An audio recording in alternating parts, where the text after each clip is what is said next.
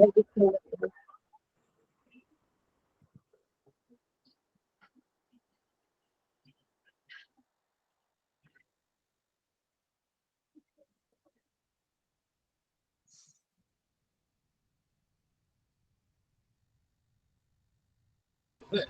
तुम्हारा वो कर देना है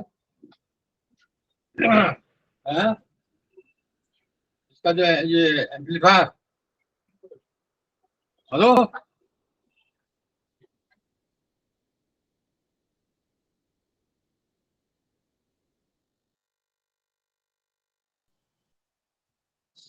हेलो, हरे कृष्णा सभी को।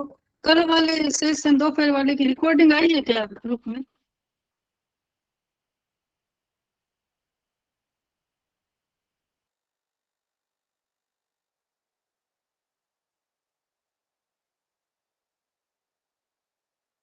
हरे कृष्णा, दंडवत प्रणाम सभी भक्तों को। हरे कृष्णा।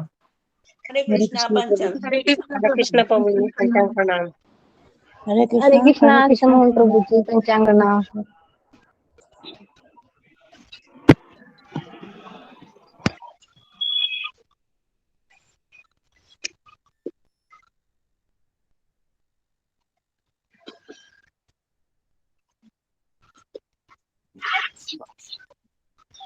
हरे कृष्णा, दंडवत प्रणाम सभी भक्तों को। हरे कृष्णा। हरे कृष्णा सभी भक्तों को दंडवत प्रणाम। हरे कृष्णा प्रभु जी पंचांग प्रणाम सभी भक्तों को पंचांग प्रणाम। आशा माता जी, आपने नरसिंह आरती कर ली? मैं थोड़ा लेट हो गया था ज्वाइन करने में। नहीं थी। शुरू कर दूं? जी जी जी माता जी। हरे कृष्ण। हरे कृष्णा। नमस्ते नरसिंहाय प्रहलाद लाद दायिने हिरण्यकशिपोर्वक्ष है हिरण्यकशिपोर्वक्ष है तिलटंक नखाले इतो नरसिंहा पर तो नरसिंहा इतो नरसिंहा पर तो नरसिंहा यतो यतो यामि ततो नरसिंहा बहिर्नरसिंहा हृदय नरसिंहा बहिर्नरसिंहा हृदय नरसिंहा नरसिंहमद्यं शरणं प्रपदि नरसिंहमद्यं शरणं प्रपदि तव कर कमल वरे नखम् अद्भुत सिंहम दलित हिरण्यकशिपु तनुभृंगम् केशवधृत नरहरि रूप जय जगदीश हरे जय जगदीश हरे जय जगदीश हरे जय प्रहलाद महाराज प्रहलाद महाराज प्रहलाद महाराज जय प्रहलाद प्रभुपाद प्रभुपाद प्रभुपाद प्रभुपाद निताय गौर हरि बोल हरि बोल हरि बोल हरि बोल। अनंत वैष्णव की जय। हरि बोल माता जी बहुत अच्छा लगा। हरि बोल हरि बोल माता जी। हरि बोल। बहुत अच्छा माता जी। हरि बोल हरि बोल हरि बोल। 10 नाम अपराध भी बोलिए माता जी। हरे कृष्णा। बहुत सुंदर माता जी।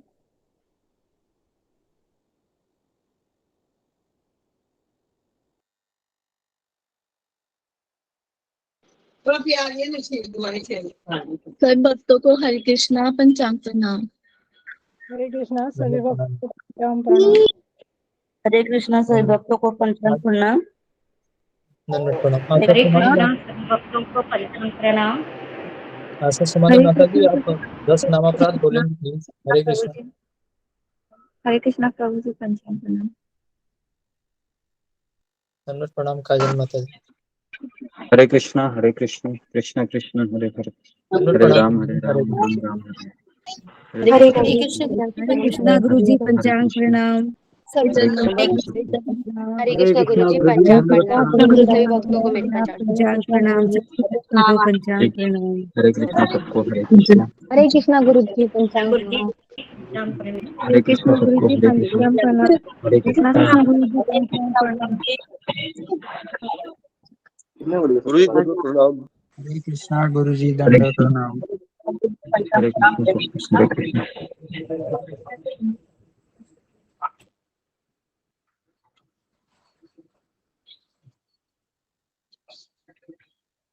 ओके। ओम अज्ञानतिमिरन्धस्य ज्ञानाञ्जनशलाकया चक्षुरुन्मिलितं येन तस्मै श्री गुरुवे नमः।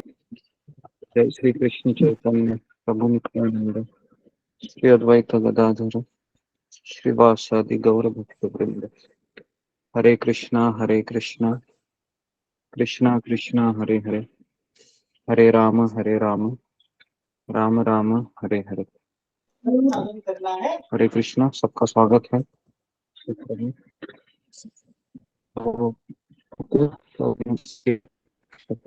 तो आज किसका टर्न था बताइए, बता करके बताइए।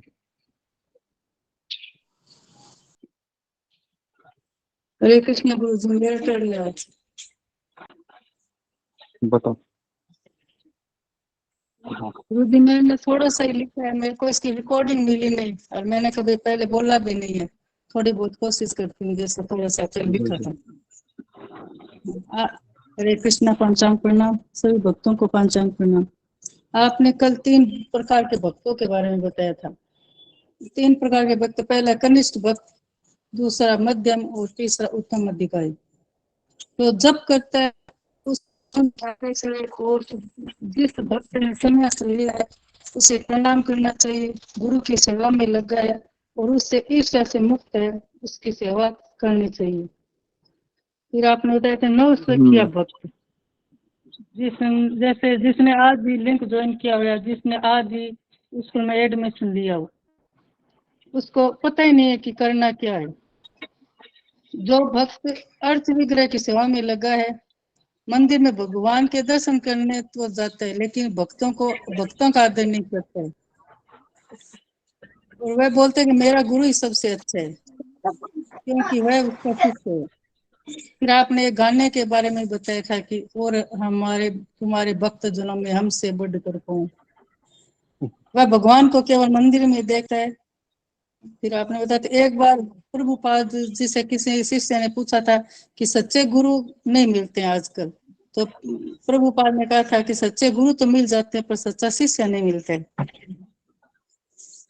और फिर कहा कि उसने हरिनाम की दीक्षा ली होती है, जब भी करता है और मैं और मेरा गोपाल, मैं और मेरा निताई, मेरे जगन्नाथ, मैं उसी में उसकी रुचि रहती है। दीक्षा का मतलब है कि गुरु देखता है और शिष्य स्वीकार करता है।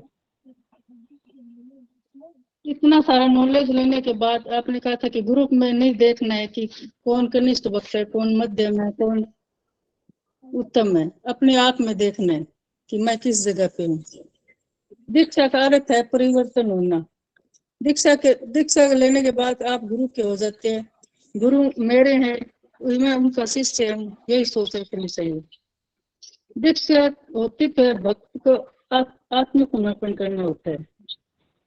फिर आपने बताया कि आपने 2012 में आपने राधानाथ स्वामी से दीक्षा ली थी। उससे आपने 3 से 5 साल तक इंतजार करना चाहिए दीक्षा लेने के लिए। और फिर दीक्षा का अर्थ है कि उसकी जो गंदी आदतें हैं, जैसे प्याज लहसुन खाना, चाय पीना, ये सब छोड़ देना चाहिए। गुरु शिष्य को दिव्य ज्ञान देता है, शिष्य उसे ग्रहण करता है। जब कोई भौतिक भोग अच्छे लगते हैं तो दिव्य ज्ञान में रुचि होना, बैठना, गीता भागवत पढ़ना, ये सब अच्छे भक्त के लक्षण हैं।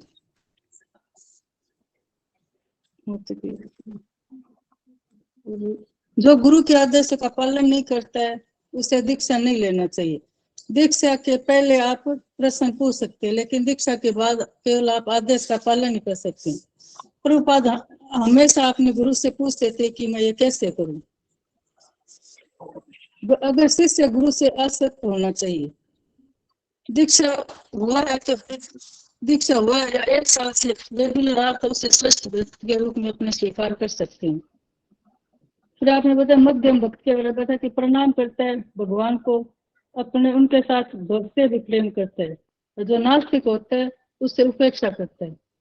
शास्त्र की पढ़ाई करते हैं, गीता भागवत के बारे में जानते हैं, लेकिन दूसरों को इसके बारे में एक्सप्लेन नहीं कर सकते। फिर आपने उत्तम भक्ति रखता है तो दूसरों की निंदा में रुचि नहीं है, उसकी हृदय पूरी तरह से साफ रहता है, कृष्ण भाव में पूरी तरह से रहता है, कोई ईर्ष्या द्वेष नहीं है उसके मन में। उत्तम अधिकारी के साथ रहना चाहिए, उनसे प्रवचन सुनना चाहिए और उसकी सेवा करनी चाहिए। मैं तो लिख पाई गुरु जी, रिकॉर्डिंग में सुन नहीं सकी। हरे कृष्ण।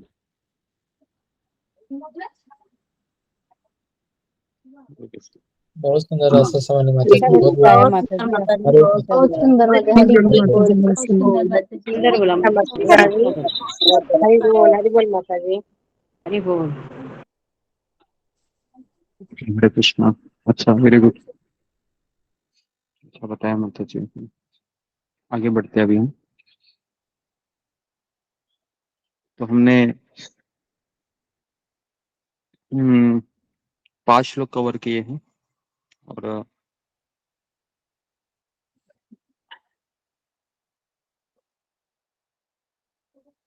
कल हमने बहुत इम्पोर्टेंट हमारा जो विषय था कि कनिष्ठ अधिकारी भक्त, मध्यम अधिकारी भक्त और उत्तम अधिकारी भक्त। तो अभी मेरा एक सिंपल सवाल है यहाँ पर कि कल के सत्र से, है ना, अभी मुझे है कल का जो विषय है ना, कनिष्ठ अधिकारी, मध्यम अधिकारी, उत्तम अधिकारी, ये मुझे कैसे जीवन में उतारना है ना? तो इसके लिए जरा आप हाथ खड़ा कीजिए। 2-3 भक्तों को मैं पूछता हूँ कि अभी ये जो नॉलेज है, ये ज्ञान है, ये कैसे हमको अपने जीवन में उतारना है जी। ओके, जुम्मा गोराई। हरे कृष्ण गुरु जी, पंचांग प्रणाम। जैसे अपने कल तीनों कैटेगरी बोले थे, भक्ति में जो भक्त लोग हैं, तो जो हमारे जैसे थोड़ा बहुत मुझे नॉलेज है, मैं वही बोल रही, पूरा तो मुझे समझ नहीं आया है। तो जैसे आप गुरु जी है, प्रभुपाद जी है, और भी बहुत सारे आचार्य लोग हैं, वो सब उत्तम अधिकारी में आते हैं। और मध्यम अधिकारी में है जो लोग हमारे जैसे हम लोग इस्कॉन मंदिर में जाते हैं, जैसे आप हैं हमारे लिए गुरु जी, वैसे जिससे हम गुरुपाद से करते हैं इस्कॉन में। और भी थोड़ा जो लोग जिसके वजह से हम प्रभुपाद को जान पाते हैं, आचार्य लोग को जान पाते हैं, वो मध्यम अधिकारी में हैं। और जो लास्ट का कैटेगरी है वो लोग हम हैं, क्योंकि हम लोग भौतिक जिंदगी में भी फंसे हुए हैं। हमें सब कुछ जानकारी जानने के बाद भी हम थोड़ा प्रयास कर रहे हैं कि जैसे गुरु आज्ञा पालन कर सके, किस तरह से आचार्य लोग अपनी जिंदगी गुजारे हैं, अपने जीवन में वो ज्ञान को उतारे हैं। तो हमें भी इस तरह से अपने ज्ञान को हमें जीवन में ढाल के अपने पूरे जिंदगी गुरु के ऊपर शरणागति लेना है। तो इसलिए हम जो लास्ट का कैटेगरी है वो हम। जय हरे कृष्णा गुरु जी, बस यही मुझे पता है। हरे कृष्णा। ओके, उसके बाद ऋतुपर्णा। हरे कृष्णा गुरु जी। हरे कृष्ण गुरु जी, पंचांग प्रणाम। गुरु जी, मुझे हम तो पहले कनिष्ठ अधिकारी में आते हैं, और इसके हमको ऊपर जाने के लिए हमको बहुत ज्यादा मेहनत करना पड़ेगा। और ये जो आप जो बताते हैं कि हमको जो निर्मल होना है, अहंकार को त्याग करना है, और विनम्र होना है, ये सब हम आपकी बात मानेंगे तो हम पहले उत्तम अधिकारी, पहले हम मध्यम अधिकारी, उसके बाद हम उत्तम अधिकारी बन सकते हैं। इसके लिए हमको बहुत ज्यादा कष्ट करना पड़ेगा और संघर्ष भी बहुत ज्यादा करना पड़ेगा। जब भी हमारे लाइफ में आते हैं जो भी कष्टमय परिस्थिति आते हैं, उसको हम पार करने के बाद हम धीरे धीरे आगे से बढ़ेंगे। गुरु जी, हरे कृष्ण। ओके, नेक्स्ट कृष्ण मोहन प्रभु जी। धन्यवाद प्रणाम गुरु जी, सभी भक्तों को धन्यवाद प्रणाम। गुरु जी, अपने जीवन में जो कोई भी भक्त जो हरिनाम जाप करता है तो वो कनिष्ठ अधिकारी है, ऐसा आपने बताया था। यानी जो भक्ति मार्ग में आ गया और भगवान का हरिनाम जप करने लगा है तो वो कनिष्ठ अधिकारी है। और अगर वो इसमें जुड़ा रहेगा, धीरे धीरे उसकी प्रगति होगी तब वो मध्यम अधिकारी बन सकता है। यानी वो कंटिन्यूअस हरिनाम लेना शुरू कर दिया। जैसे अभी हम लोग अभी तीनों सत्र में आते हैं, मॉर्निंग में भी आते हैं और हरिनाम जप करते हैं। आप गुरु की छत्र छाया में आ गए और धीरे धीरे वो मध्यम अधिकारी हम बन सकते हैं अगर हम निरंतर हरिनाम लेंगे। और जो उत्तम अधिकारी आपने बताया था कि उनके हर पल उनके हरिनाम ही लेते रहते हैं। जैसे राधा नाम स्वामी महाराज हैं, प्रभुपाद हैं, या जो बाकी जो ऊंची कोटि के भक्त हैं, जो जिनके दर्शन मात्र से ही हमारे जो हम लोग जो अभक्त हैं वो भी हरिनाम जपना शुरू कर देते हैं। तो मेरे ख्याल से गुरुजी यही है। हम लोग तो अभी कनिष्ठ अधिकारी ही हैं जो अभी हरिनाम जप करते हैं, रेगुलर ही हैं, रेगुलर तो है नहीं गुरुजी। हरे कृष्णा गुरु। मेरा भी प्रश्न थोड़ा सा अभी ये कर रहा हूँ कि ये नॉलेज लेने से मैं भक्त के समुदाय में कैसे रहूंगा अभी, क्योंकि मुझे तो कल तक तो पता नहीं था कि ये भक्त की भी कैटेगरी होती है, और आज पता चला कनिष्ठ है, मध्यम है, उत्तम है। तो मैं अभी भक्त के समुदाय में कैसे मैं कैसे उनसे व्यवहार करूंगा? जी ओके। दीप्ति सचदेवा। हरे कृष्णा गुरु जी, मतलब जैसे आपने हमें समझाया कि एक तो हमारा दासानुदास भाव होना चाहिए। अगर हम भक्त के संग में देखें, एक हमारा अहम खत्म होता है। जो हम सोचते हैं कि मैं हूँ, मैंने किया या मेरा है, वो चीज हमारा खत्म हो जाता है। इससे हमारे अंदर विनम्रता आ जाती है, और भक्त के संग में रहने से हमारी श्रद्धा भी भगवान की तरफ बढ़ जाती है। हरे कृष्ण। ठीक है, उसके बाद सुधा गुप्ता। हरे कृष्णा गुरु जी, पंचांग प्रणाम। सही भक्तों को पंचांग प्रणाम। हम जो निरंतर जप करता है उसका हम मन से आदर करें, उसे नमस्कार करें, दंडवत प्रणाम करें।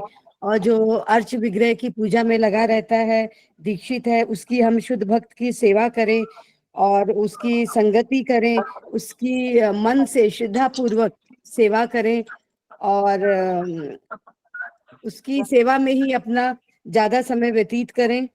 और उससे हमें क्या होगा कि उससे हमारे अंदर कृतज्ञता, सहनशीलता, विनम्रता और आदर का भाव आएगा, हमारे अंदर भी आएगा और हम दूसरे भक्तों के अंदर भी अपने व्यवहार से हम दूसरों को भी सिखा सकते हैं। ओके ठीक है। मैं एक्चुअली जो उत्तर ढूंढ रहा था तो मुझे उत्तर मिला नहीं है अभी तक, तो मैं बता रहा हूँ। अभी 5 लोगों को तो मैंने बताया। मैं ये आपको बताना चाह रहा था कि क्या हो गया। हाँ बोलो रीति, कुछ बोलना चाहती हो? गुरुजी आपने ये भी बताया था कि जैसे कोई कनिष्ठ है या मध्यम अधिकारी है जो भी, उसके बारे में हमें ये नहीं जरूरी समझने कौन क्या है। हमें तो भक्तों का संग करना चाहिए, मतलब जैसे करते हैं गुरु की सेवा और भक्तों का संग वैसे ही करते हैं। कोई मध्यम अधिकारी हो या कनिष्ठ, उसके बारे में हमें नहीं सोचना है ज्यादा। जी, तो मैंने इस पे एक शब्दों का इस्तेमाल किया था कि हमें ये नॉलेज लेके हमको अपने आप को दूसरों को जज नहीं करना है ना।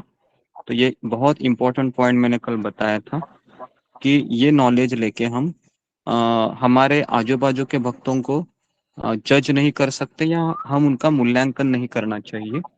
ये चीजें इसलिए है ताकि मैं अपने आप को देख सकूं कि मैं कौन सी कैटेगरी में हूँ, है ना। और अगर मुझे आगे बढ़ना है तो ये लक्षण है जिसके मुझे अपनाने की बहुत आवश्यकता है। ओके, तो ये पॉइंट मैं ढूंढ रहा था। हालांकि आप सबने लक्षण तो बराबर बताए हैं, लेकिन अभी और अगर मान लो हमें लग रहा है कि मैं मध्यम अधिकारी तक आया हूँ, फिर भी हमें अपने आप को क्या समझना चाहिए कि मैं कनिष्ठ ही हूँ। जी, मैं कनिष्ठ ही हूँ क्योंकि वो सबसे सेफ पोजीशन है, उससे अहंकार नहीं आता है। लेकिन अगर हम ये सोचने लगे मैं तो उत्तम अधिकारी बन गया, तो ये एक्चुअली भ्रम है, क्योंकि हम अपने आप को सर्टिफाइड नहीं कर सकते। ओके, तो ये चीज बहुत इम्पोर्टेंट थी। तो कल हमने ये भी देखा था कि दीक्षा का महत्व है कि जो गुरु शिष्य को ज्ञान देकर उसके हृदय में परिवर्तन लाता है। तो अगर ये परिवर्तन हुआ है तो मेरा दीक्षा हुआ है, क्योंकि दीक्षा होने का अर्थ ये नहीं है कि एक दिन मेरा समारोह हो जाएगा, उसके पश्चात फिर गुरु से और मेरा कोई शिक्षा का कोई कर्तव्य नहीं रहेगा, है ना। तो हमारा जो संप्रदाय है वह शिक्षा संप्रदाय है, ओके, शिक्षा प्रणाली है, तो इसलिए हम शिक्षा को ज्यादा जोर देते हैं। ओके, तो अभी हम आगे बढ़ते हैं जी। तो पीपीटी आपको दिख रहा है, तो आज हम 5वां श्लोक, 6ठा श्लोक लेंगे जी।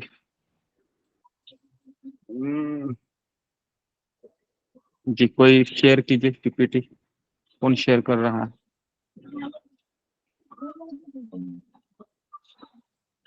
जी,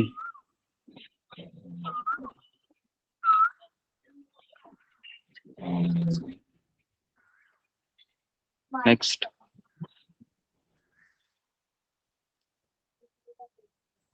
जी, तो आज का विषय है भक्तों से अनुचित व्यवहार से सावधान, है ना। तो हमें भक्त के समुदाय में सावधानी से कैसे रहना है, यह आज का विषय है। Next, next. ओके, तो ये 6ठा श्लोक है, इसको मैं पहले पढ़ रहा हूँ। दुष्टे स्वभाव जनतेर्वपुषस्य दोषैर् न प्राकृतत्वम् इह भक्त जनस्य पश्येत् गंगाम भासम न खलु बुद्रुदफेन पंकैर् ब्रह्म द्रवत्वम अपगच्छन्ति निराधर्मे। वापस पढ़ रहा हूँ इस श्लोक को। दुष्टे स्वभाव जनतीर्व पुषश्च दोषैर् न प्राकृतत्वम् इह भक्त जनस्य पश्येत् गंगाम्भसां न खलु बृहत्फेन पंकैर् ब्रह्म द्रवत्वम अपगच्छन्ति निराधर्मे। नेक्स्ट, ओके जी। सुधा गुप्ता मतलब इसको पढ़ो, अनुवाद। जी गुरु जी, हरे कृष्ण। अपनी मूल कृष्ण भावना भावित स्थिति में रहते हुए शुद्ध भक्त अपने आप को शरीर नहीं मानता है। ऐसे भक्त को भौतिकवादी दृष्टिकोण से नहीं देखा जाना चाहिए। निसंदेह भक्त के निम्न कुल में उत्पन्न होने, उसके कुरूप चेहरे, विकृत शरीर या रोगी अथवा अशक्त शरीर की परवाह नहीं करनी चाहिए। साधारण दृष्टि से ऐसे दोष शुद्ध भक्त के शरीर में प्रकट दिख सकते हैं, लेकिन इस सब दिखने वाले दोषों के बावजूद शुद्ध भक्त का शरीर कभी दूषित नहीं हो सकता। हरे जी कृष्ण। देखिए, हाँ नहीं, अपनी मूल कृष्ण भावना भावी स्थिति में रहते हुए शुद्ध भक्त अपने आप को शरीर नहीं मानता है। इसका अर्थ क्या है कि आध्यात्मिक ज्ञान की पहली जो सीढ़ी है ना, वह है कि मैं शरीर नहीं, मैं आत्मा हूँ, है ना। फिर वह दूसरे भक्त को देखता है तो ये भक्त है, वह भौतिक दृष्टिकोण से पहचाना नहीं जाता है ना। कोई भक्त गरीब भी हो सकता है, कोई भक्त अमीर भी हो सकता है ना।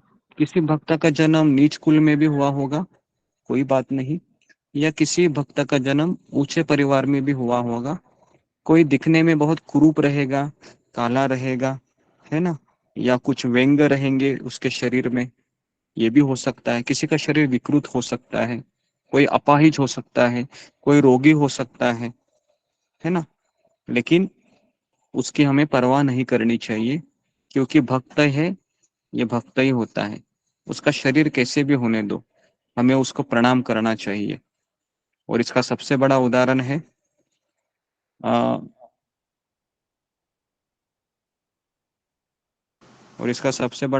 है कि चैतन्य महाप्रभु जब एक वासुदेव विप्र करके कुष्ठ रोगी थे, जो वैष्णव थे, और उनके शरीर से ना कीड़े पड़ रहे थे, क्योंकि उनका पूरा शरीर कुष्ठ रोग से पीड़ित था।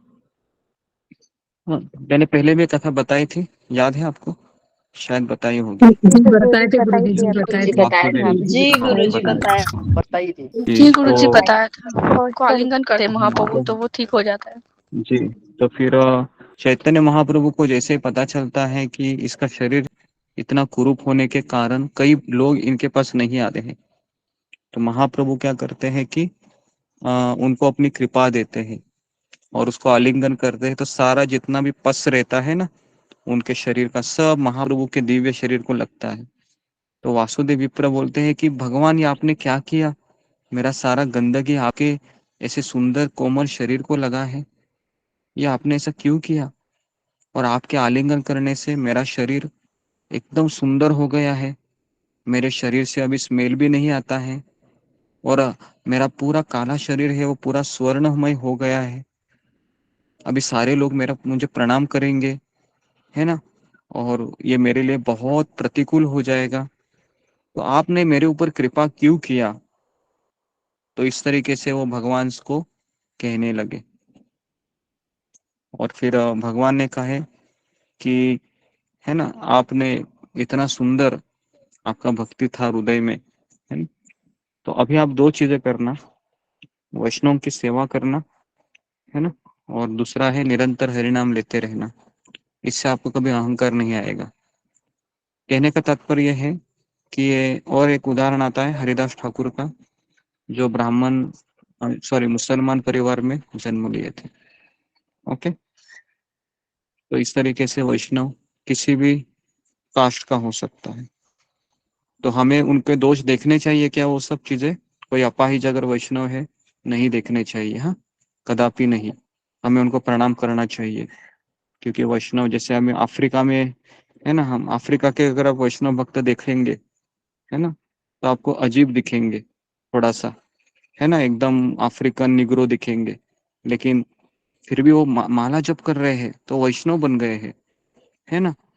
तो या दूसरे आपको चाइना में जाओगे तो चाइनीज भक्त दिखेंगे, है ना, तो आपको उनको भी प्रणाम करना है। तो इसके लिए, क्योंकि शरीर ये चाइनीज हो सकता है या शरीर ये अफ्रीकन हो सकता है, लेकिन आत्मा अफ्रीकन है क्या? आत्मा चाइनीज है क्या? नहीं, आत्मा तो भगवान का अंश है, तो इसलिए हम शरीर को नहीं देखनी चाहिए। नेक्स्ट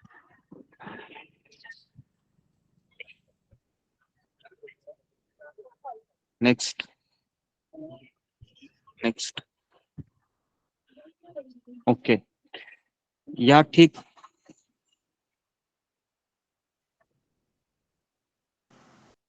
गंगा जल के समान है, जो कभी कभी वर्षा ऋतु के बद्रुदे फेन तथा कीचड़ से पूरित हो जाता है, किंतु कभी दूषित नहीं होता है। आपने देखा है कभी कभी गंगा का जल है ना बहुत कीचड़ से आता है ना, कई फैक्ट्रियां होती है गंगा के किनारे, तो अगर आप पानी देखोगे ना कभी कभी पूरा मैला हो जाता है ना, बाहर से वो मैला दिखता है, लेकिन अगर आप उसमें डुबकी लगाओगे ना तो आपका पाप है वो चला जाएगा, है ना, तो वह कभी दूषित नहीं होता। तो अतएव जो लोग आध्यात्मिक ज्ञान में उन्नत है वे जल की अवस्था का विचार किए बिना गंगा में स्नान करेंगे, है ना। तो इसलिए अगर आप वृंदावन जाओगे धाम में भी तो कीचड़ दिखेगा आपको, गटर के नाले बहते हुए दिखेंगे, है ना, ब्रज में भी। तो जो आध्यात्मिक ज्ञान वाला व्यक्ति होता है ना, वह कीचड़ को और सुअर को नहीं देखता है ना, वो सोचता है कि ये कृष्ण का धाम है, मेरा कितना बड़ा सौभाग्य है कि मेरे राधा रानी ने मुझे यहाँ पर लाया है, इस तरीके से वो सोचता है। नेक्स्ट, चेतना ये मुख्य भूमिका जीवन में बिताती है। कई बार हम कहते हैं कि कार्य कभी अच्छा या बुरा नहीं होता है, बुरा क्या होती है? हमारी सोच सोच बुरी होती है। हमारी सोच, हमारी सोच। हमारी सोच, हमारे विचार, हमारी चेतना बुरी होती है। तो इसलिए कोई कार्य है ना, ऐसा लगता है कि ये गलत कार्य है, लेकिन उसके पीछे की चेतना है ये ज्यादा मायने रखती है। ओके, इसका ये मतलब भी नहीं है कि मैं है ना कार्य करूंगा कोई भी गलत काम, मेरी चेतना अच्छी, ऐसा भी नहीं है। हमें कोई भी चीज है वह मार्गदर्शन के लिए करनी चाहिए। नेक्स्ट, ओके, तो भौतिक चेतना और आध्यात्मिक चेतना। ठीक है, तो भौतिक चेतना क्या है कि मैं स्वामी हूँ और सारे सेवक हैं। हम जब भक्ति में आते हैं तो पहला दिन हमारा कैसा होता है, यहाँ के सारे लोग कितने अच्छे हैं, है ना, मुझे यहाँ पर आने को मिला, मैं कितना सौभाग्यशाली हूँ, है ना, ऐसा हमारे विचार होते हैं। और जैसे ही 2 महीना 3 महीना 4 महीना बीतता है, सर्टिफिकेट भी मिल जाता है, तो ऐसा लगने लगता है कि मैं अभी ज्ञानवान हो गया हूँ, है ना। ये भक्त तो कल ही आया है, अभी मुझे गीता के 18 अध्याय पता है ना, इसको तो कुछ पता ही नहीं है, माला भी मैं 16 करता हूँ। तो इस तरीके से वो स्वामी जैसी चेतना को स्वीकार करता है। तो ये हो गई भौतिक चेतना। भले ही हम माला कर रहे हैं, भले ही हम कथा सुन रहे हैं, लेकिन हमारी चेतना कैसी है, भौतिक है ना, भौतिक चेतना है। तो ऐसी चेतना से कृष्ण मुझे मिलेंगे क्या, तो कृष्ण मुझे नहीं मिलेंगे, चाहे मैं 32 माला करूं, चाहे मैं 64 माला करूं, है ना। तो इसके लिए ये भौतिक चेतना को हमको क्या करना है, निकाल के आध्यात्मिक चेतना में परिवर्तित करना है। कैसे करना, कैसे कर सकते हम, बहुत सिंपल है ना। यहाँ पर हर एक व्यक्ति है, वो क्या समझना चाहिए हमें, 4 हाथ वाला है, वैकुंठ में आया है ना। वैकुंठ के वासी। हाँ, वैकुंठ से आया है, मेरे आंखें इसको पहचान नहीं रही है ना, मेरे आंखें इसको दिख रहा है कि इसने चश्मा पहनी है ना, या कैसे तो यहाँ पर आया है ना, इसके घर में भी मेरे जैसा फैन दिख रहा है मुझे। तो इस तरीके से हम विचार करेंगे, लेकिन हाँ, हम झांक कर नहीं देख रहे हैं कि इसके मन की में कितने विनम्रता है, कितनी सहनशीलता है।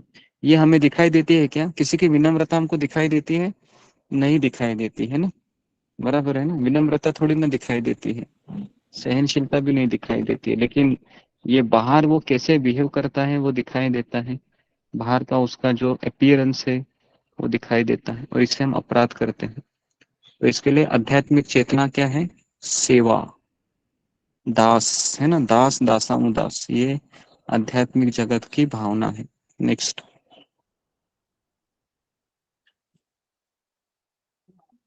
ओके, तो इसलिए शुद्ध भक्ति में दोष नहीं होता है।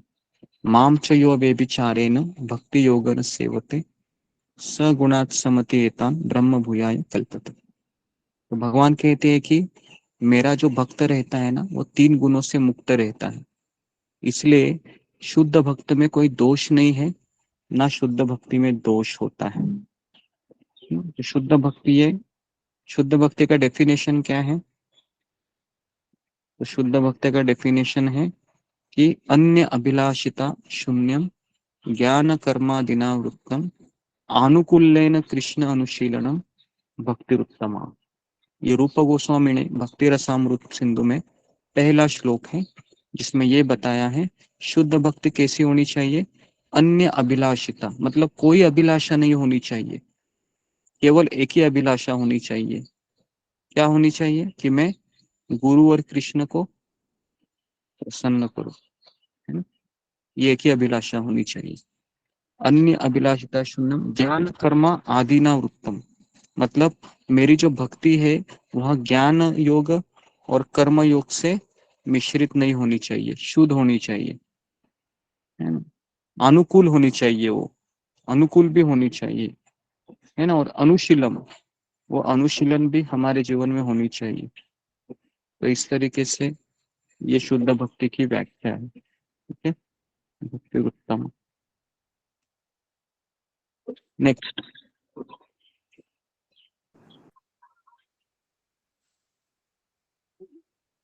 नेक्स्ट। ओके।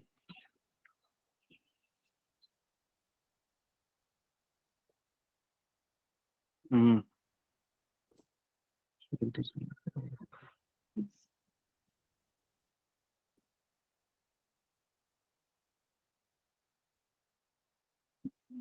ओके, शुद्ध भक्ति में दोष दृष्टि। तो अभी हम देखेंगे कि भक्ति में पतन का कारण क्या है, कि मुझे इतना अच्छा अवसर मिला है। करोड़ों जन्म से मैं भटक रहा था इस संसार में, और कृष्ण की कृपा से मुझे गुरु मिले हैं, और गुरु की कृपा से मुझे सत्संग मिला है। लेकिन अभी क्या ऐसा होता है मेरे जीवन में कि मैं कृष्ण को भूल जाता हूँ, या फिर मैं भक्ति को छोड़ देता हूँ। मैंने मेरे पिछले 20 साल में कई भक्तों को आते हुए देखा है, कई भक्तों को जाते हुए भी देखा है, और जाते समय भी वो वही कहते हैं कि हम जाना नहीं चाहते हैं, लेकिन हमारे अनर्थ है, ये हमें यहाँ से ले जाने के लिए मजबूर हो रहे हैं। और हमने, लेकिन फिर भी वो अपने कृतज्ञ है ना, तो कभी ना कभी आएगा वो, है ना। लेकिन अगर वो ये सोच के जा रहा है यहाँ पर लोग अच्छे नहीं है, सब बुरे हैं, ऐसे दोष दृष्टि से अगर वो चला जाता है, तो फिर वो वापस नहीं आता है। तो इसलिए मुक्ति में पतन का कारण अभी हम देखेंगे। इतना अच्छा अवसर मिला है हमें, पारस मणि दिया है हमें गुरु ने, लेकिन उस पारस मणि को मैंने क्या बनाया, अभी लोहा बनाया है ना, लोहा बनाया है मैंने। उल्टा मुझे पारस मणि से, और मैंने प्रचार कर के माध्यम से मैंने और कई लोगों को मैंने सोना बनाना चाहिए था, लेकिन उल्टा हो गया। तो आज अभी हम देखेंगे भक्ति में पतन के क्या कारण है। नेक्स्ट, कनिष्ठ अधिकारी कौन दोष दृष्टि कर बैठता है, अपराध कौन करता है, कनिष्ठ अधिकारी, क्योंकि वह एक भक्त और अभक्त में अंतर नहीं कर पाता। कौन भक्त है और कौन अभक्त है, इसको समझता ही नहीं है वो, तो इसके लिए वह अपराध कर बैठता है। वो अपने आप को इस महान समझता है ना। वो क्या समझता है कि और तुम्हारे भक्तजनों में हमसे बढ़कर को, वो हमेशा अपने आप को ही श्रेष्ठ समझता है वो, और इसलिए वह भक्त और अभक्त में अंतर नहीं कर पाता, क्योंकि उसको गुरुजी भक्ति के कारण है, ये भक्ति के कारण बता रहे हैं, भक्ति के कारण नहीं है ये, दोष भक्ति दृष्टि, के पतन के कारण। पतन के पतन कारण। के कारण। पतन, पतन मतलब निकल जाना, भक्ति को छोड़ देना, तो अंतर होना जरूरी है। ओके।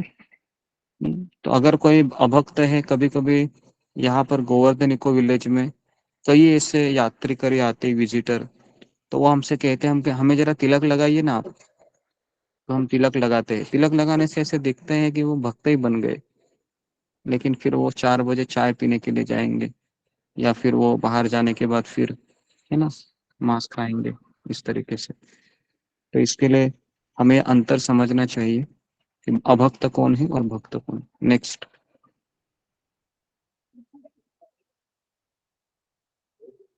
ओके। उसके बाद नाना प्रकार से अनुचित दृष्टि या व्यवहार। तो जब कनिष्ठ अधिकारी शारीरिक दोष देखते हैं, उससे वो ये सोचता है कि ये बराबर भक्त नहीं है। तो भक्त और अभक्त में अंतर इससे नहीं होता है। शारीरिक दोष देखना, निम्न कुल में जन्म लेना जरूरी नहीं है ना।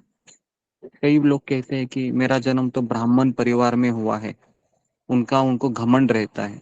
सुना है आपने इसे, कई लोग कहते हैं हमारा जन्म कहाँ हुआ है, हम ब्राह्मण परिवार है, हम ब्राह्मण है। तुम कौन हो, तुम्हारा जन्म नीच परिवार में हुआ है। तो इस तरीके से वह निम्न कुल में जन्म लेने वाले को दोष ढूंढते हैं उसमें, ये गलत है।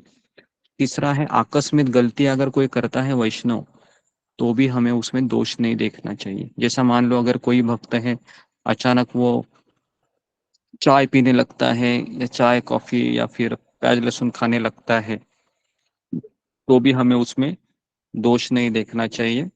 हमें ये सोचना चाहिए कि कृष्ण की कुछ लीला है लगता है ना, क्योंकि भगवान है वह, हर एक का क्वेश्चन पेपर अलग अलग होता है भगवान का।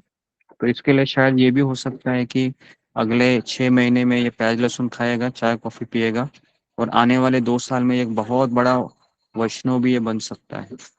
हमें किसी का पता है क्या यहाँ पर? हमें कोई पता नहीं है कौन कहाँ से आया है यहाँ पर।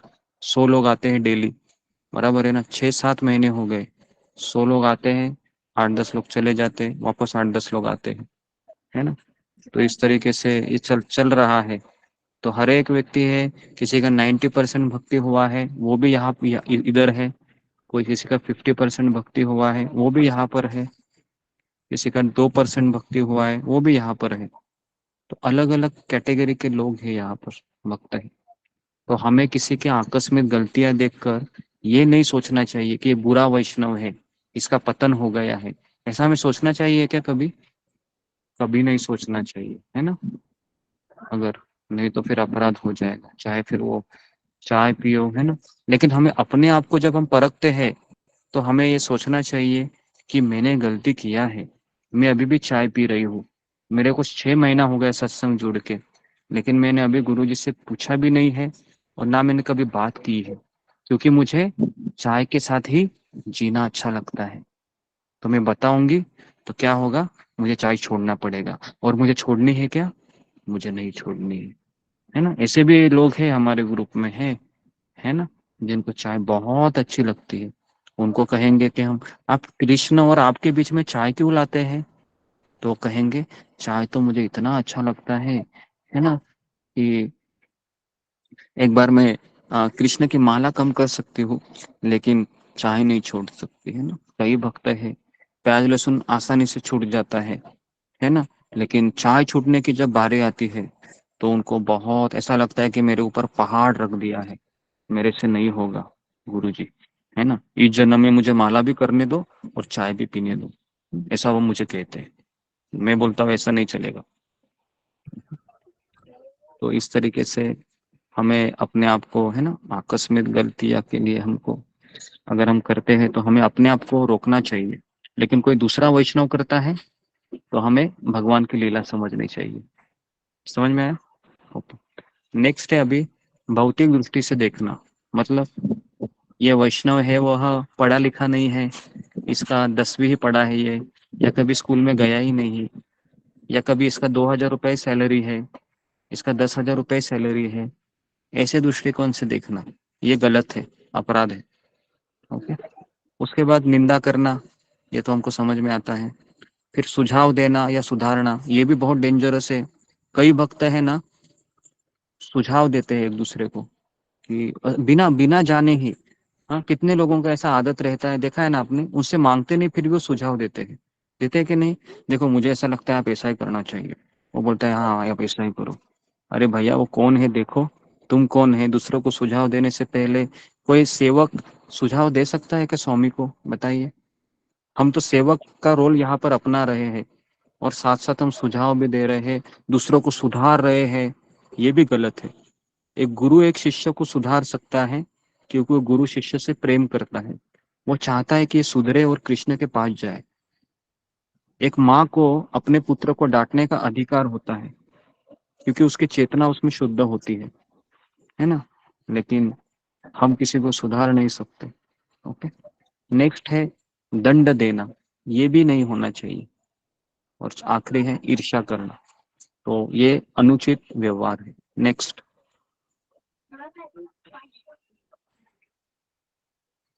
उसके बाद शारीरिक दोष।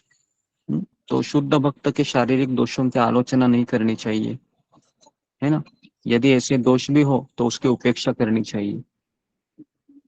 तीसरा है ध्यान देना चाहिए कि इस बात पर कि वह कैसे भगवान के प्रति शुद्ध सेवा में संलग्न है। तो हमें ये नहीं देखना चाहिए कि एक वैष्णव है ना, किस तरह से दिखता है, क्या उसका जॉब है, कैसे रहता है, झोपड़ी में रह रहा है, कैसी नौकरी कर रहा है, कुछ भी कर सकता है वो, लेकिन उसका भगवान के प्रति कितना प्रेम है ये भी हमको देखना चाहिए। उससे ही समझ में आता है कि ये मेरे से अच्छा वैष्णव है। नेक्स्ट,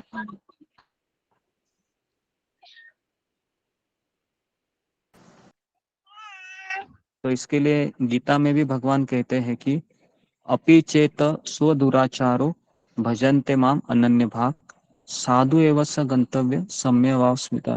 इसका अर्थ है, भगवान कहते हैं कि अगर कोई मेरा भक्त अचानक गलती भी करता है ना, तो भी अगर वो मेरी माला जप कर रहा है, सत्संग में डेली आ रहा है, तो मैं उसको साधु समझता हूँ। तो इसके लिए इस मार्ग में आप चल रहे हैं ना, तो देखिए जब तक आपका विनम्रता है, सहनशीलता है, आपको कोई प्रॉब्लम नहीं है। लेकिन जिस दिन हमारे में विनम्रता चली जाएगी ना, कृतज्ञता चली जाएगी, तो अचानक हमारा पतन हो सकता है इस मार्ग में। और पतन होने के बाद हमें कभी कभी ऐसा लगता है कि ये मेरे साथ क्या हुआ। मैं 6 महीना 8 महीने से मैंने पूरा नियम का पालन किया और मेरे साथ ये क्या हो गया। तो हम अपने आप को कोस सकते हैं, लेकिन जब दूसरा वैष्णव हम देखते हैं कि आकस्मिक गलतियां हो गई उससे, तो फिर भी भगवान कहते हैं मैं उसको साधु समझता हूँ। तो हमें उसको साधु समझना चाहिए। क्यों? क्योंकि समय की ही देरी है। सत्संग कर रहा है ना वो, तो 10-15 दिन में ठीक हो जाएगा। तो इसलिए अगर कोई माला जप कर रहा है लेकिन भक्तों का संग नहीं कर रहा है, समय की ही देरी है, एक दिन चला जाएगा वो यहाँ से।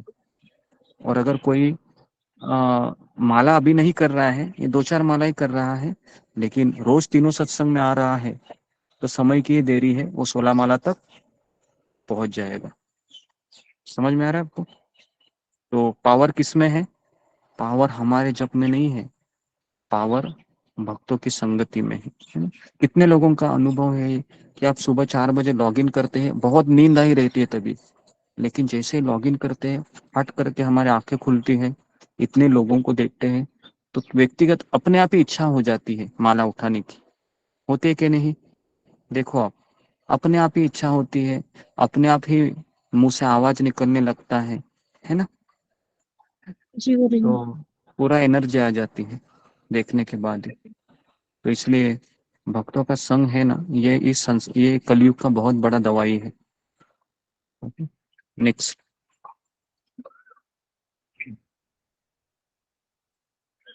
चाहे एक शुद्ध भक्त ब्राह्मण या गोस्वामी परिवार में जन्म न भी लिया हो, यदि वह कृष्ण सेवा में लगा हुआ है, उसका सम्मान होना चाहिए। भक्त किसी भी परिवार, कुल, देश इत्यादि से हो सकता है ना?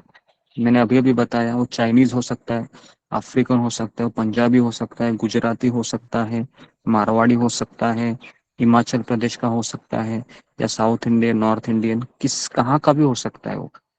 ये सब कोई मैटर नहीं करता है। ओके। तो इसके लिए अगर आप प्रामाणिक गुरु से दीक्षा शिक्षा ले रहे हैं, फिर आप किसी भी परिवार से हो, कौन से भी योनि से हो, स्त्री हो, पुरुष हो, बूढ़ा हो, जवान हो, बच्चा हो, किसी भी परिस्थिति हो, वह भक्त वैष्णव हो सकता है। नेक्स्ट। भक्ति में ईर्ष्या का कोई स्थान नहीं है। ईर्ष्या है ये सबसे बड़ा डेंजरस बीमारी है इस संसार का, है ना? भगवान गीता में अर्जुन को कहते हैं कि मैं तुमको ये गीता का ज्ञान इसलिए दे रहा हूँ क्योंकि तुम ईर्ष्या नहीं करते, ईर्ष्या से मुक्त हो। ईर्ष्या का अर्थ क्या है? जेलसी। मतलब अभी मैं भक्ति सत्संग में ईर्ष्या कैसे उत्पन्न होती है इसका उदाहरण दे रहा हूँ। जैसे अभी मैं 16 माला कर रही हूँ या कर रहा हूँ, और अचानक मेरे पीछे ही एक भक्त आ गया, है ना? मुझे 4 महीना हो गया ज्वाइन होके, और ये भक्त कल ही आया, और अचानक दूसरे दिन से इसने तीनों सत्संग में आने लगा, 16 माला भी करने लगा।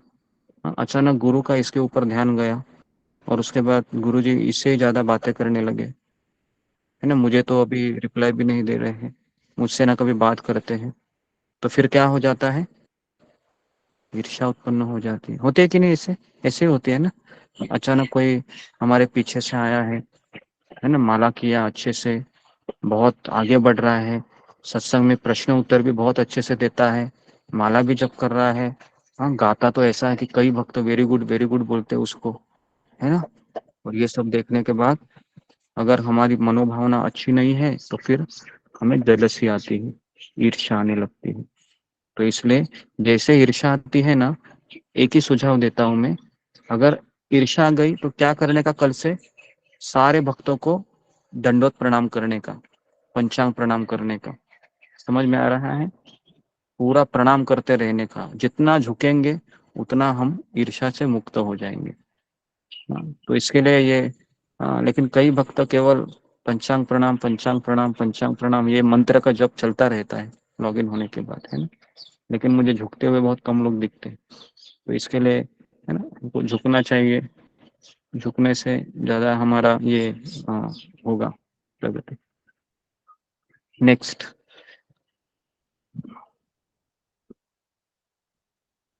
ओके, शुद्ध भक्त के कार्यों को भौतिक दृष्टिकोण से नहीं देखना चाहिए। एक नौसिखिया भक्त के लिए बहुत हानिकारक है जो सोचते हैं कि भक्ति किसी समुदाय समाज स्थान तक सीमित है। तो भक्तों को बाह्य रूप से नहीं देखना चाहिए। वे महाभागवत वैष्णव को अपने समान समझते हैं। तो कभी कभी कोई शुद्ध भक्त है, कोई ऐसा कार्य कर रहा है जो हमारे अंडरस्टैंडिंग में नहीं बैठता है, तो हम बोलते हैं कि ये अच्छा वैष्णव नहीं है, हालांकि उसको भक्ति में काफी सीनियर है हमसे, है ना। और दूसरा कोई नवोदित भक्त है, उनको हम सोचते हैं कि अरे ये तो बहुत बड़ा सीनियर है ना, क्योंकि मेरे अंडरस्टैंडिंग में फिट बैठता है ये, तो इससे अपराध होने लगते हैं।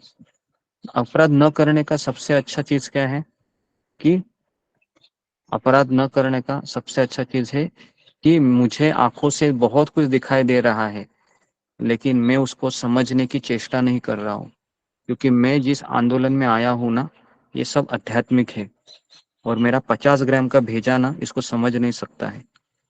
ये अंडरस्टैंडिंग सबसे प्रॉपर है, क्योंकि हम हर एक चीज को ना समझना चाहते, परखना चाहते, लेकिन आध्यात्मिक जगत में है ना, हमारा अभी तक पूरा शुद्धिकरण तो हुआ नहीं है, बराबर ना। और हम 50 ग्राम के भेजे से हम क्या सोच रहे हैं, ये भक्त ऐसा क्यों कर रहा है, इसने ऐसा क्यों किया, ये तो गलत होना चाहिए, गलत किया इसने। तो हम गलत सही का तुरंत उसको रबर स्टैंप लगा देते हैं, है ना। ये गलत है, ये सही है, ये सही है, ये गलत है। अरे गलत सही कुछ नहीं है, हमारी सोच गलत सही है। तो हमें हर एक चीज को हमको ये समझकर छोड़ना चाहिए कि भगवान श्री कृष्ण इनका देख लेंगे। मुझे देखने का अधिकार दिया है क्या किसी ने? हाँ, हमें सत्संग में किसी ने ये सेवा दिया है क्या कि आप जरा ना भक्तों लोग क्या कर रहे हैं ना, देखो जरा कितने बजे आता है, कितने बजे जाता है। हमें किसी ने सेवा दी नहीं है, लेकिन हम उसका निरीक्षण करते बैठते हैं, तो इससे अपराध हो जाते हैं। तो हमें किसको जज करना चाहिए, कौन बताएगा? हमें किसको जज करना चाहिए? हमें अपने आप को पूरा अपने अपने आप को जज करना चाहिए, अपने आप को जज करना चाहिए। हाँ, हमें अपने आप को जज करना चाहिए, सबसे बेस्ट पोजीशन है। नेक्स्ट,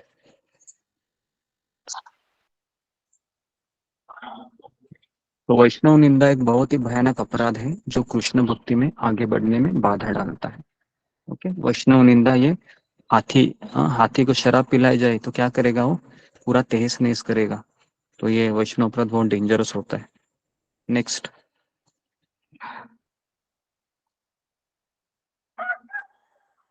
एक उन्नत वैष्णव को, गुरु को, आचार्य को सुझाव देना या उन्हें किसी प्रकार का दंड देने का सोचना भी अपराध है। सुझाव देना भी अपराध है ना। सुझाव हम दे नहीं सकते, अगर गुरु आपसे सुझाव मांगता है तो ही हमें देना चाहिए। नेक्स्ट, यदि वैष्णव अपराध उठे हाथी माता उपाड़ या छिंडे तारा सुखी या ये पाता। इसका अर्थ वही है जो मैंने अभी बताया कि वैष्णव अपराध ये हाथी हाथी माता अपराध कहते है ना। हाथी तहस नहस कर देता है। पूरा अच्छा बगीचा रहता है ना, जिसको किसान ने सालों से सजाया रहता है, अचानक हाथी को छोड़ो 10 मिनट में तहस नहस करेगा वो। तो ऐसा ही होता है, एक साल हमने इतना हमारी भक्ति को हमने इतना अच्छा सजाया है, और अचानक 5 मिनट का वैष्णव अपराध हो गया मेरे से। कितना? 5 मिनट का।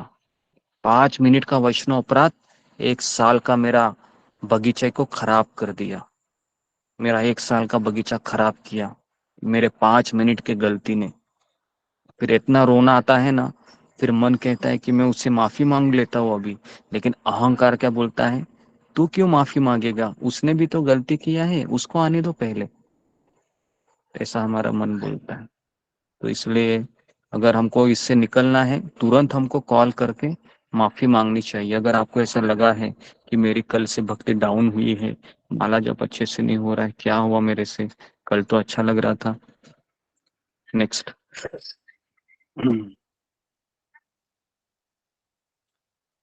ओके, तो यहाँ पर मैं रुकता हूँ। तो हमारा ये जो 5वां श्लोक है कवर हो गए। तो आज हम थोड़ा से 10-15 मिनट प्रश्न उत्तर लेते हैं। किसी का प्रश्न रहेगा तो फिंगर को रेस कीजिए। पहले मैं इसको लोअर कर देता हूँ जी। जी ओके जी। तो आज का जो टॉपिक था ये थोड़ा सा बहुत गंभीर टॉपिक है ये, है ना, कृष्ण भावना में। जी रीति। हरे कृष्ण गुरु जी। पंचायत गुरु जी जो ये सुझाव देने वाला जो था, ये जैसे मेरी एक अभी वैष्णव एक फ्रेंड है, तो उसने कंठी माला पहन रखी थी और वो ना प्याज लहसुन खा रही थी, तो मैंने उससे मना कर दिया, उसको उतरवा दी कंठी माला। अभी जब तक तुम बंद नहीं करोगे जब तक मत पहनो, उससे अपराध होता है। तो गुरु जी ये फिर अपराध हो गया। ऐसा नहीं, अगर हमारा रिलेशन है किसी भक्त से, अच्छा रिलेशन है ना, और अगर हम उनको सुझाव देने से उसको अच्छा लगता है या वो चाहता है कि आप मुझे गलती बताइए, है ना, तब अगर आप सुझाव देते हैं किसी भक्त को तो अपराध नहीं होता है। लेकिन अगर आपका उससे कुछ रिलेशन ही नहीं है ना, अचानक वो आपने उसको देख लिया, अरे ये तो चाय पी रही है और कंठी माला भी डाली है, और आपने तुरंत उसको करेक्ट किया, तो ये अपराध हो सकता है। समझ में आया? तो हमारा रिलेशन होना चाहिए पहले। किसी का रिलेशनशिप है किसी भक्त से तो फिर हम उसको करेक्ट कर सकते हैं, और वो भी बुरा नहीं मानेगा तो और भी अच्छा है ना, इस तरीके से। नेक्स्ट अनिल शर्मा। जी धन्यवाद, प्रणाम। मैं ये पूछना चाह रहा था कि जो हमारी आत्मा है उसके साथ मन, बुद्धि और अहंकार, ये तीनों भी जाते हैं जब इसकी मृत्यु होती है तो उसके साथ ही रहते हैं। तो मैं ये पूछना चाहता हूँ कि क्या ये जो मन, बुद्धि और अहंकार है, क्या ये हमारे शरीर की तरह जवान, बूढ़े, बचपन ऐसा होता है, या ये एक से ही रहते हैं हमेशा? नहीं, हमारा जो शरीर जो है पंच महाभूतों से बना हुआ ना, वही चला जाता है। लेकिन मन, बुद्धि और अहंकार ये अभी भौतिक है, लेकिन ये बाद में आध्यात्मिक हो जाता है ना। जब हमारा मन कृष्ण का चिंतन करेगा तो हमारा मन आध्यात्मिक हो जाएगा। जब हमारा मन माया का चिंतन करेगा तो ये मन भौतिक हो जाएगा। तो इसके लिए मन, बुद्धि, अहंकार ये कभी बूढ़ी नहीं होती है, क्योंकि ये सूक्ष्म शरीर है हमारा। सूक्ष्म, जब हमको आध्यात्मिक शरीर मिलता है ना, तो हम जब इस संसार से ऊपर भगवत धाम में चले जाते हैं तो हमारे जितने भी पृथ्वी, अग्नि, जल, वायु, आकाश से जो शरीर बना है, ये इस पंच धातु में विलीन हो जाते हैं।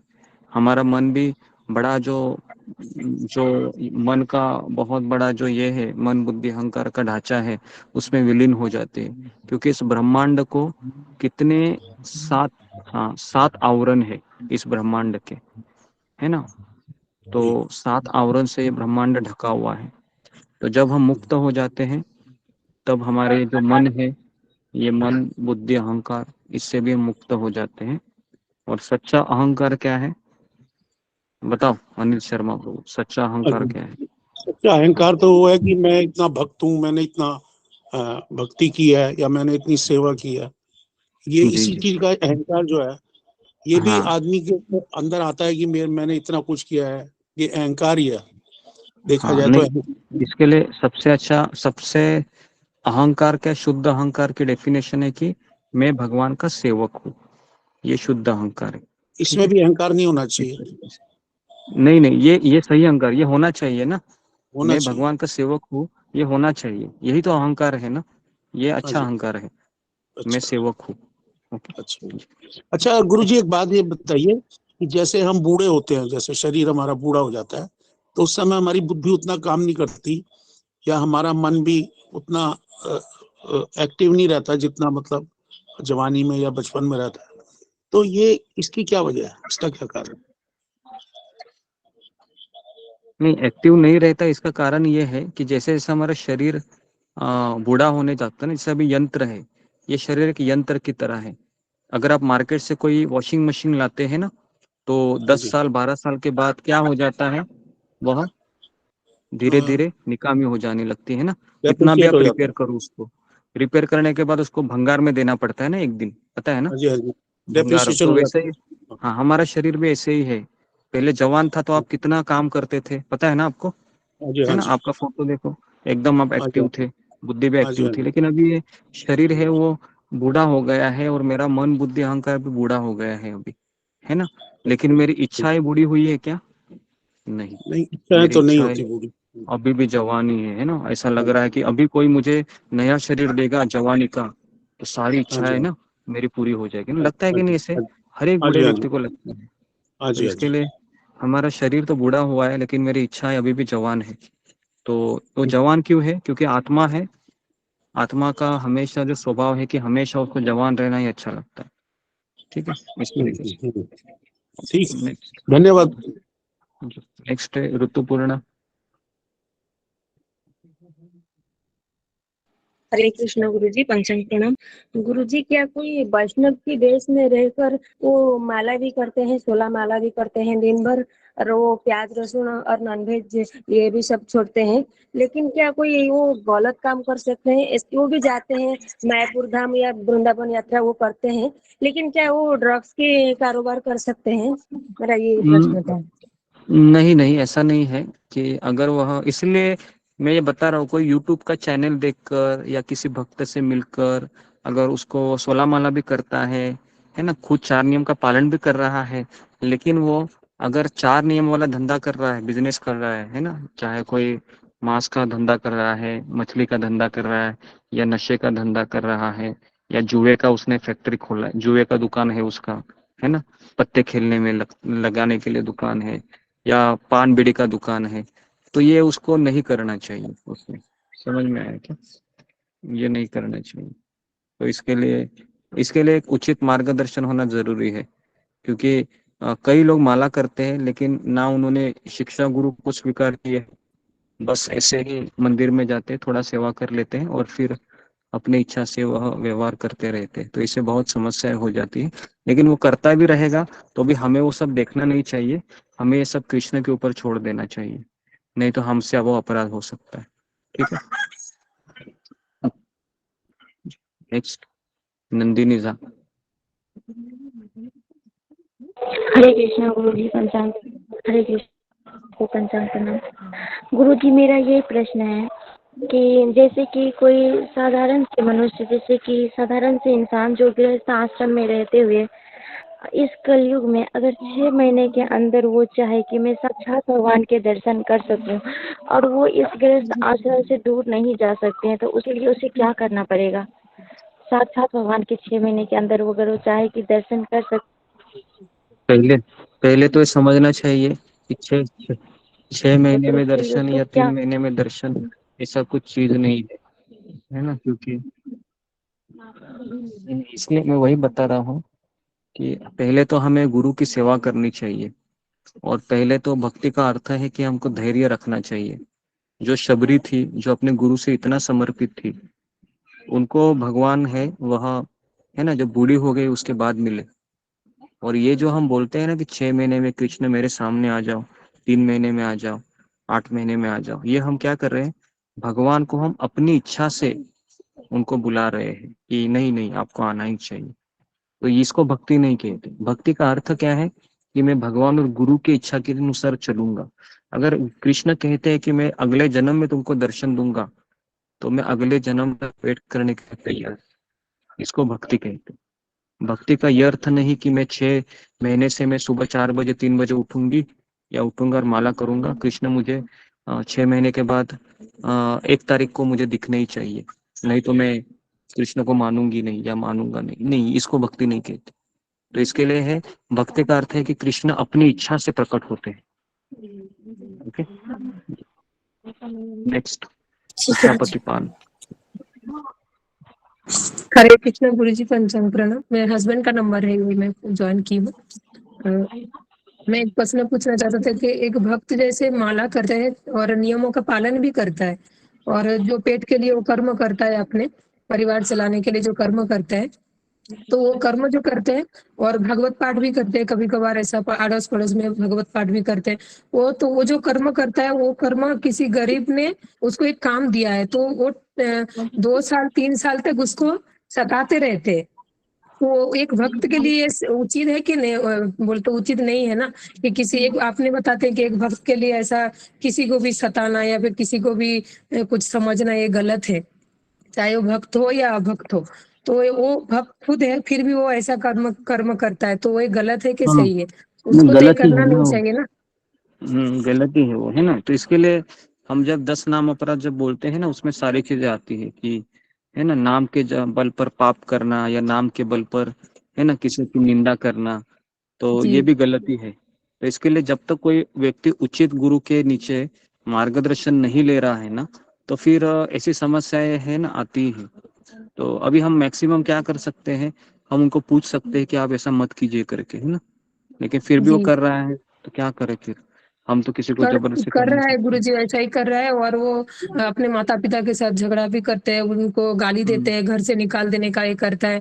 तो मैं तो इतने दिन से भक्ति का सुन रही हूँ कि एक भक्त को क्या करना चाहिए बोले तो सहनशील तो ज्यादा से ज्यादा होना चाहिए। तो भक्त होके भी अगर उनके माता पिता के साथ ऐसा व्यवहार करता है तो वो भक्त का क्या मतलब हुआ? हाँ मुझे ऐसा वही है। महसूस है।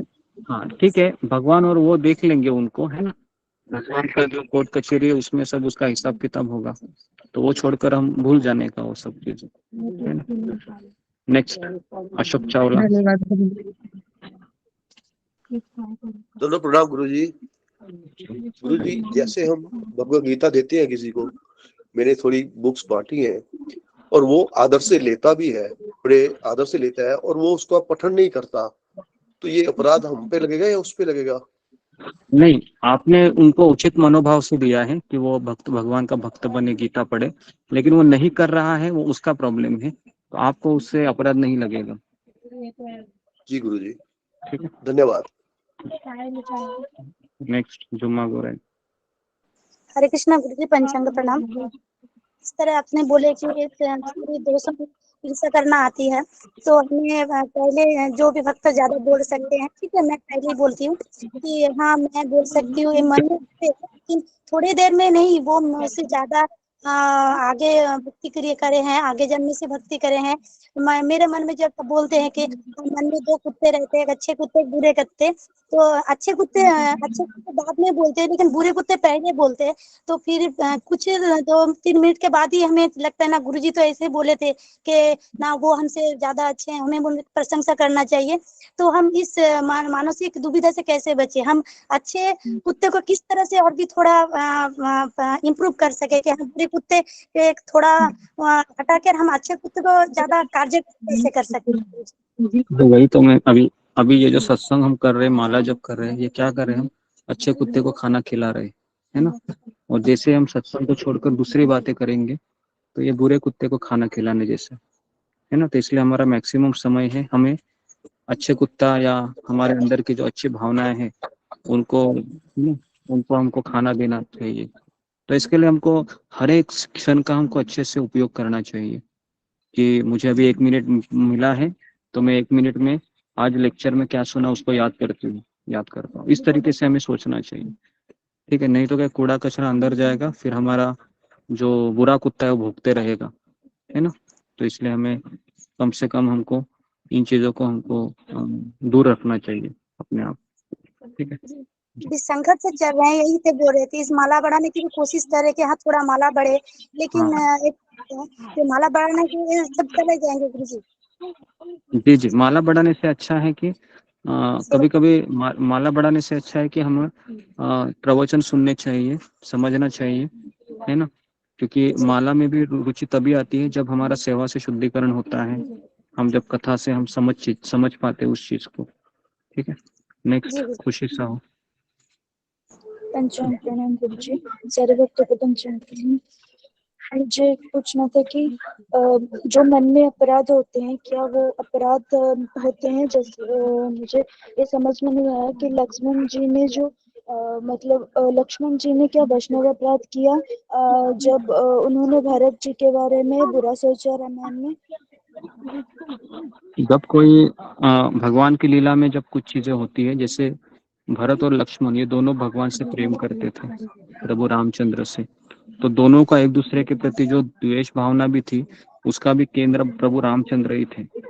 तो इसके लिए वो अपराध नहीं होता है। जब हम स्वयं की अभिलाषाओं को पूर्ण करने के लिए हम एक दूसरे के ऊपर जब प्रहार करते हैं तो उसको फिर हम अपराध के रूप में काउंटिंग होता है।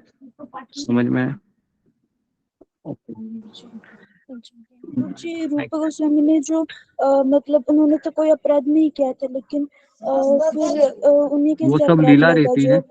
हाँ, वो सब लीला रहती है ताकि भगवान हमको सिखाते हैं छोटी छोटी लीला के मार्फत कि जैसे आचार्यों से कुछ अकस्मात गलती हो जाती है तो वो भी हमको सीख में रहती है ताकि हम अपने जीवन में उसको ना करें।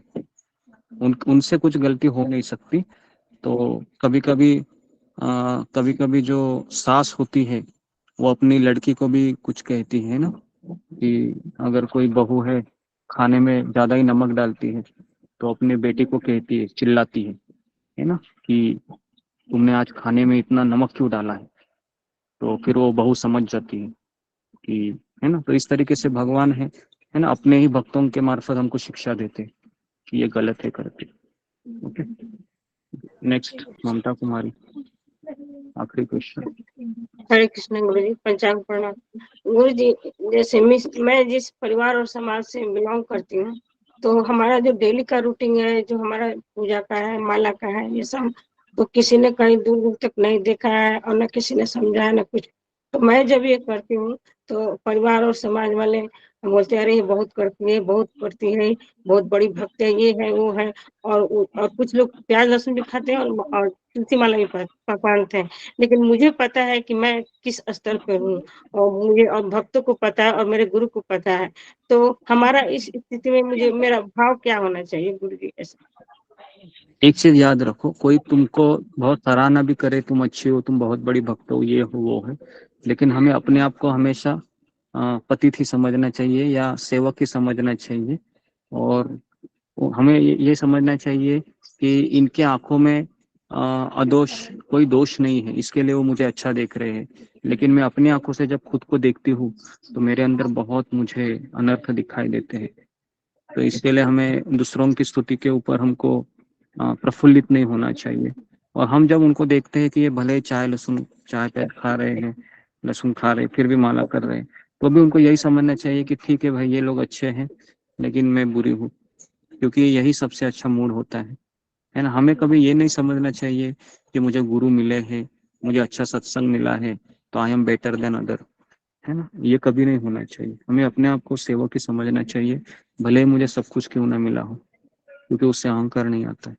ओके, कोशिश तो यही करती हूँ, लेकिन कभी कभी मन में थोड़ा सा अलग भाव भी आता है, ये लोग क्यों नहीं करते हैं, मैं करती हूँ, ये लोग क्यों नहीं करते हैं, ऐसा भाव कभी कभी आ जाता है। नहीं, ऐसा नहीं करना चाहिए। अगर आ जाता है तो उसको रोकना चाहिए, क्योंकि भक्ति स्वतंत्र है ना। भक्ति हम किसी को जबरदस्ती नहीं दे सकते, ना पकड़ा सकते। ठीक है, अभी 4 बजे है तो मैं यहाँ पर रुकता हूँ। बहुत बहुत धन्यवाद आप सबका।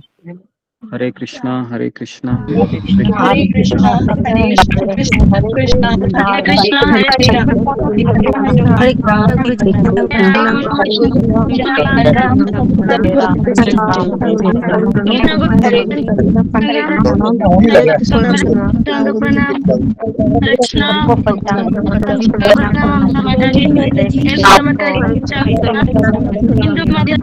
कृष्णा।